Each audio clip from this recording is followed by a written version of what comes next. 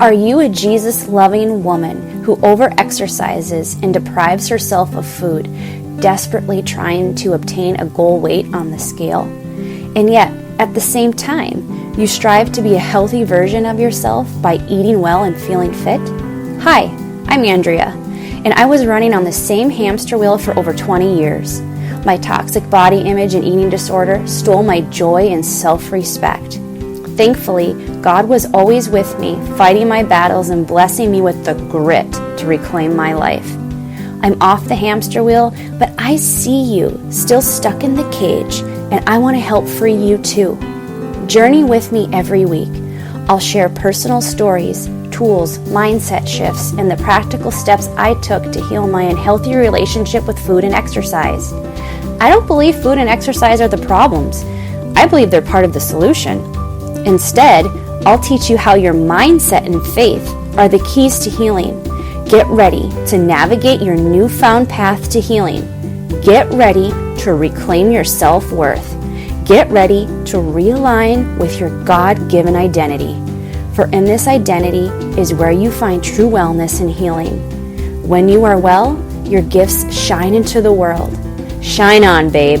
Let's do this. I'm Andrea Carroll, and this is Good Vanilla.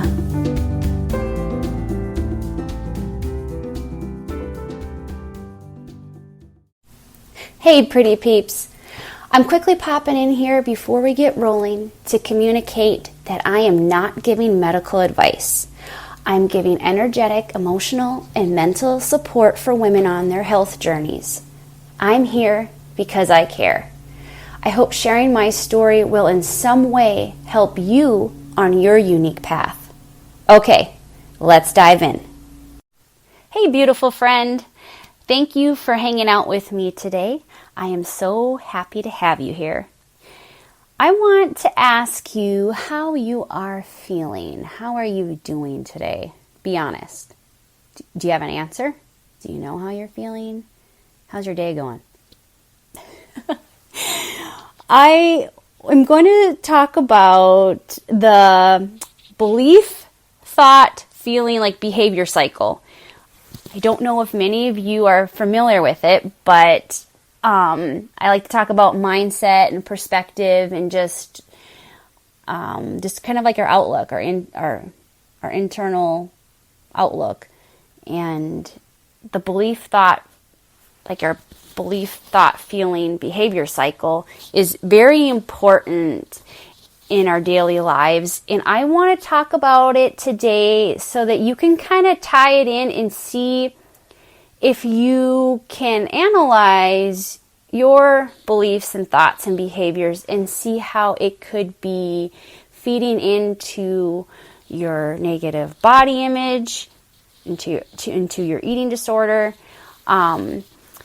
So for any of you that aren't that familiar with this concept, it basically is saying that our beliefs, they form our thoughts, and our thoughts form our feelings, and our feelings, we act out of our feelings, and then those behaviors then support or discredit that initial belief that set this whole thing in motion. So if you kind of see it as a circle, you know, there's the belief, and then it leads to your thought. And then out of that thought is the feeling. And then out of that feeling is the behavior. And so it's just a cycle. And that behavior supports, like I said, or discredits that initial belief. I'm going to share a personal story and apply this cycle, this belief thought cycle, so you can see how you can use it to analyze something going on in your life, to see if there's like a pattern.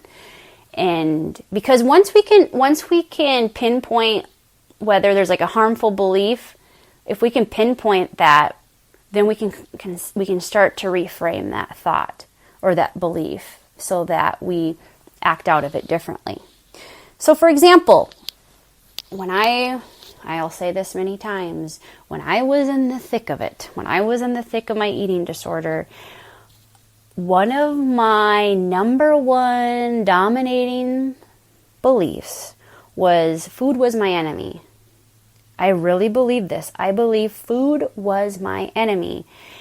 Because because if you eat, it's calories, and then there's fat in the food, and this and that, and just like that was going against everything I was trying to achieve, right? I was trying to weigh. I even think I had a goal number in mind. I wanted to weigh like 105 pounds. I remember when I was in junior high, and I heard someone else talking about what they weighed, and I thought, well, if she weighs that, I have to weigh that too, because look at her. Everyone likes her. But, and I kind of get off track a lot too with what I'm saying. But that's kind of where that all came from, that belief that food was my enemy. It was going to sabotage me in a way, right?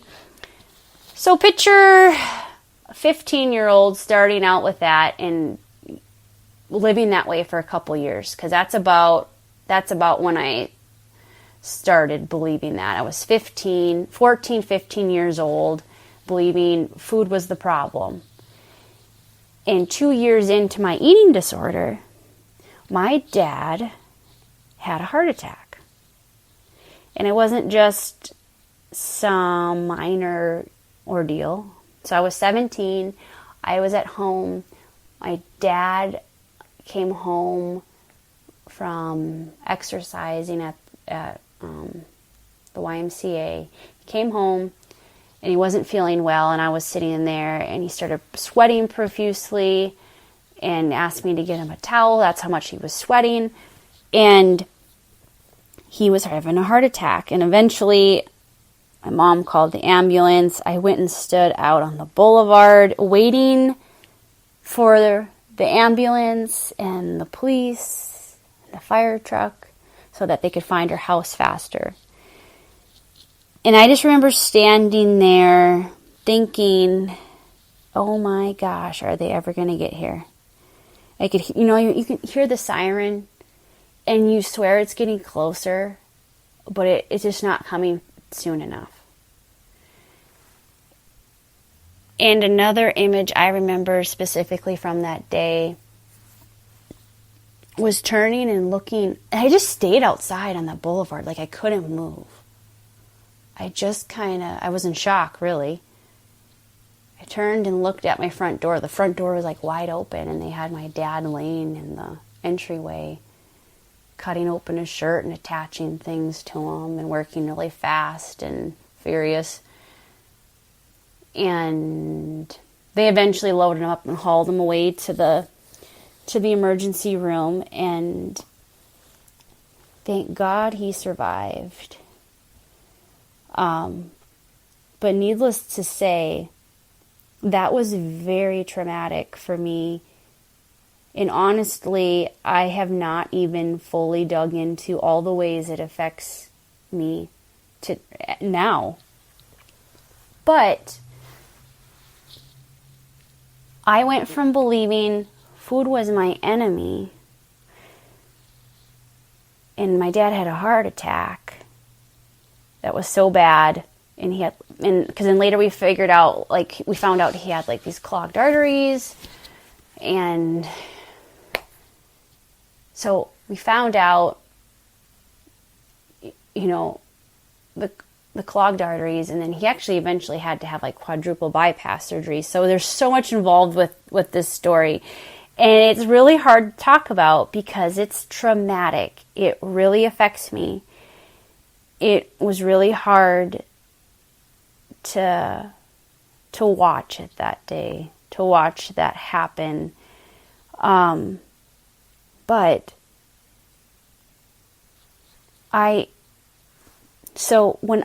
when I saw that happening,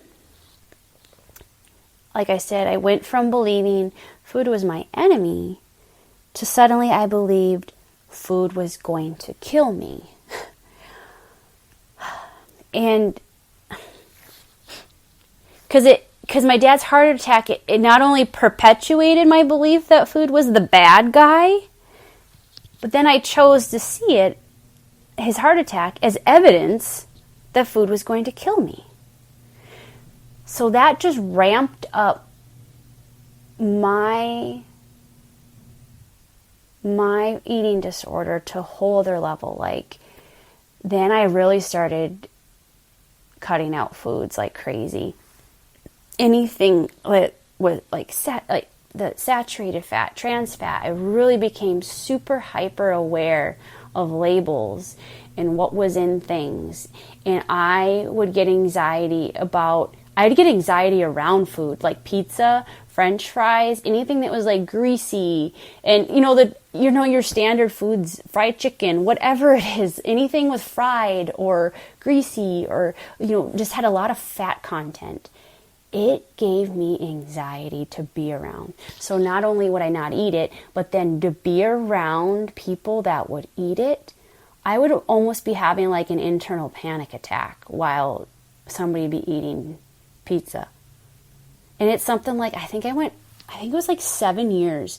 It was like 7 years until I had a French fry again, before I started eating French fries again. That's how long it took me to get over this. Okay, why am I sharing this? Why? Because like I said, I had this belief that food was my enemy. Okay, then something traumatic happened. I witnessed something traumatic. And then I almost lost my dad. Okay, the EMTs that day said they don't know how he survived. They really don't. And so just that fear and it just so much more fear. So I feared food, and food was the enemy, and then it just ramped up to a whole different level. So that belief of that, feeding into the thoughts around food and how I felt about food, and then the behavior of restricting even further and not allowing no more pizza, no more French fries, no more cookies, no more, this is saturated fat, if this is processed, you can't eat it, because if you put it in your mouth and you eat it, you will die. That was the belief, thought, feeling, behavior cycle I got on for years. And I just spun around it, and I spun around it, and I spun around it, stuck on it. But the key is to identify it. So, I'm asking you to be a detective of your own beliefs. It can be challenging to pinpoint the initial beliefs that are wreaking havoc on your mind. And if that is you, if you don't have like an aha moment, like, oh yeah, I know what you're saying, this belief really leads me into thinking these things and feeling this, and then I act this way, and then it just reinforces it all over again. If you're having a hard time pinpointing it, work backwards from the behavior. So what is the behavior that is noticeable? What's obvious? I mean, my behavior of restricting food and not eating foods was so obvious. It was obvious to everyone around me, because everyone would be eating pizza and French fries, or we'd be on a road trip and we'd have to go through a drive-through and get food, and people would be ordering food, and I'd be like, no, I'm not eating. And I remember my brother getting mad at me one time saying, you have to eat. And I remember I looked at him and said, no, I don't. Like, just that control, and that, because that fear had me in its grips, okay? So there's that behavior. It was so obvious. It was so obvious. But why was it that bad? See, so then I could work backwards from that. So if you can find the behavior, and then if you can link it to the feeling that you had leading up to the behavior, ask yourself why you may feel what you are feeling. And then it can lead you to the thought that preceded that feeling. And then maybe it will clue you in on the belief. And if you have that clue on what belief is causing the most distress, then you can go at it. You can choose to reframe. Then you can work on reframing that belief and starting healing that way. But the main thing is, I'm on my podcast, I'm so much of the awareness. I want to bring awareness to what needs to be done to start. To to get you going on that healing journey, that momentum, that hope, because I want it for you, friend. I really do. And I believe that if you can work today or over the next week or month or whatever it may be, just work at it. Like, identify one of those beliefs and start working on it. Because that's half the battle, is just identifying it. And like I said, and if you don't know the belief, work backwards from the behavior. Pinpoint that behavior. Because as you can see from my story, the importance of realizing this, how grand a belief is in your life, like how much impact it has on your life, and how it can, like, it can get twisted and molded into something worse, which it did in my scenario, based on trauma in my perception of that trauma. And it all goes back to speaking of it. Like, if you haven't listened to episode 1 or 2, go back and listen to those. I touch on the importance of beginning the conversation around your eating disorder, around that negative body image, whatever it is. Get that conversation started, because then you start to separate yourself from that identity of that is who you are. You can start that process, and it's just so important to get it, to start seeing yourself as your identity, your person, and not your eating disorder. And in identifying, like I said in this episode, identifying those beliefs that could feed into that, into your eating disorder, into your negative toxic body image. You have to start evaluating and being a detective and analyzing your own beliefs, because your beliefs make up who you are. And you are so important, you are so loved, and you are so valued. And your purpose is greater than anything you can ever imagine. And I really want you to get to a place where that becomes real for you. And it all begins with our mindset. So please let me know how this goes for you. If you had any major breakthroughs in identifying a belief, send me a message, email me, hello@andreacaro.com. That's HELLO@ANDREACAROW.com. You can send me a message on Instagram at Andrea_Caro. But let me know. Please let me know because then I know how I can help you in any other way, okay? Please connect with me so that I can help you on this journey. I'm on this journey with you. I want to be here for you. So let me know what I can do for you, okay, friend? But go ahead and be that detective. Tackle that belief. And you might have to start backward from that behavior, but I know you can do it. I believe in you, okay? Bye. Psst. Hey girl, I gotta tell you something. Did you know your eating disorder is keeping secrets from you? Yeah, it's a total butthead. But don't worry, I'm here for you. In fact, created a freebie for you to download.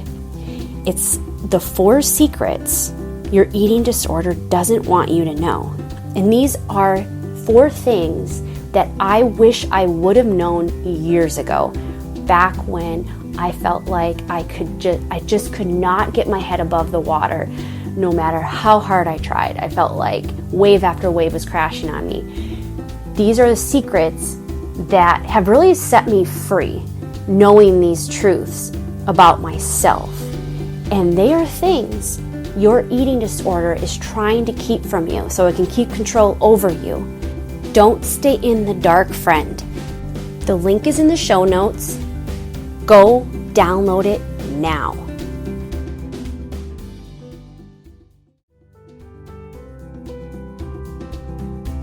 Thank you so much for sharing your time with me today.